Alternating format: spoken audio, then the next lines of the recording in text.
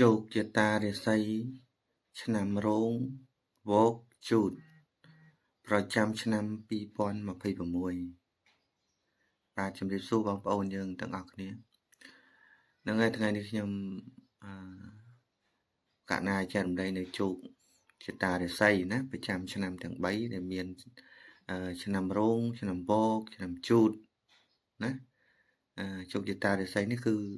ពេញមួយឆ្នាំក្នុងឆ្នាំ2026នេះណាបងប្អូនហ្នឹងហើយខ្ញុំមកចែករំលែកទៅដល់បងប្អូនទាំងអស់គ្នាដែលចង់ដឹងអំពីជោគជតារាសីថាវាឡើងឬមួយក៏ធ្លាក់បែបណាណាហ្នឹងហើយចំពោះឆ្នាំរោងស្រីមានអាយុ2ឆ្នាំចំណែកប្រុសអាយុ38ឆ្នាំណាហ្នឹងហើយនៅក្នុងឆ្នាំ2026ណាហើយនឹងឆ្នាំវោកស្រីមានអាយុ34ឆ្នាំប្រុសអាយុ70ឆ្នាំអានឹងដូចគ្នាប្រចាំឆ្នាំ2026អាយុឆ្នាំវោកណាហ្នឹងហើយចំណែកឆ្នាំជូតស្រីអាយុ66ឆ្នាំប្រុសអាយុ6ឆ្នាំសូមបញ្ជាក់បងប្អូនទៀតនេះគឺយើងទស្សន៍ទាយទៅតាមអាយុណាបងប្អូនប្រុសស្រីណាដែលមានឆ្នាំទាំង3ហ្នឹងហើយអាយុដែលខ្ញុំបានប្រាប់ហ្នឹងហ្នឹងហើយទំនាយឆ្នាំហ្នឹងគឺមានលៀបណាមានលៀបធំហើយតំណមណាយើងនិយាយអំពីតំណមសិនតំណម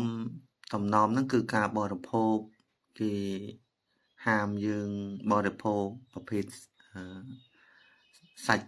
សត្វស្លាបណាដូចជាមាន់ទាជាដើមអញ្ចឹងទៅ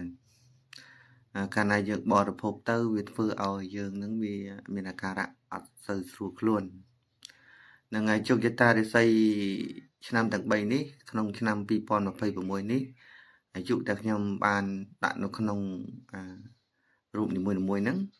គឺក្នុងឆ្នាំហ្នឹងគឺរាសីឡើងខ្ពស់ត្រដែតណាបងប្អូនហ្នឹងហើយចំពោះបងប្អូនដែលមិនទាន់ដល់គូឆ្នាំហ្នឹងគឺដល់គូហើយហ្នឹងហើយព្រោះឆ្នាំហ្នឹងយើងត្រូវមានគេហៅថាលៀបសัตว์ជើង2ណាហើយនឹងជើង4ជើង2ហ្នឹងគឺយើងសំដៅទៅលើមនុស្សឬមួយក៏ប្រភេទម៉ូតូកង់អញ្ចឹងទៅតែវាមានជើង2ណាហើយចំណែកជើង4ហ្នឹងគឺសំដៅទៅលើសត្វពាហនៈដែលមានជើង4ក៏ដូចជាឡានអញ្ចឹងទៅហ្នឹងហើយអញ្ចឹងបើប្រសិនណាបើឆ្នាំទាំង3ហ្នឹងមានគូសកលរួចអញ្ចឹងលៀបដែលយើងទទួលបានសត្វជើង2ហ្នឹងគឺទទួលបានម៉ូតូឬមួយក៏ជើង4ហ្នឹងទទួលបានឡានអញ្ចឹងទៅណានឹងហើយក្នុងឆ្នាំនេះដែរបើសិនណាបងប្អូនមានជំងឺណាព្យាបាលនៅពេទ្យបញ្ជាទេគឺយើងខុសណាគេហៅថាខុសខ្មោចមេបាក្នុងផ្ទះឯងឲ្យទោសហ្នឹងហើយអញ្ចឹងយើងរៀបចំបូជាប្រគ្រោះចេញដែលយើងរៀបចំធ្វើពេណាហ្នឹងហើយយើងរៀបចំធ្វើពេ3រួតកតង4ឆាត់រួត4សូនរូបមនុស្ស1មនុស្សប្រុស1មនុស្សស្រី1រូបសេះ2រូបព្រាយ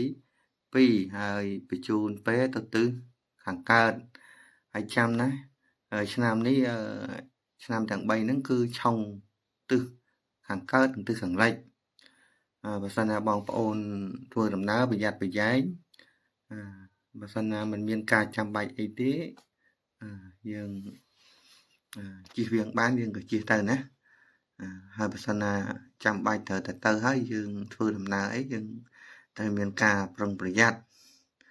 ហ្នឹងហើយវាអាចមានជាគ្រោះថ្នាក់ឬមួយក៏ត្រូវជាសិលរបស់គ្រូផ្សេងៗចឹងទៅ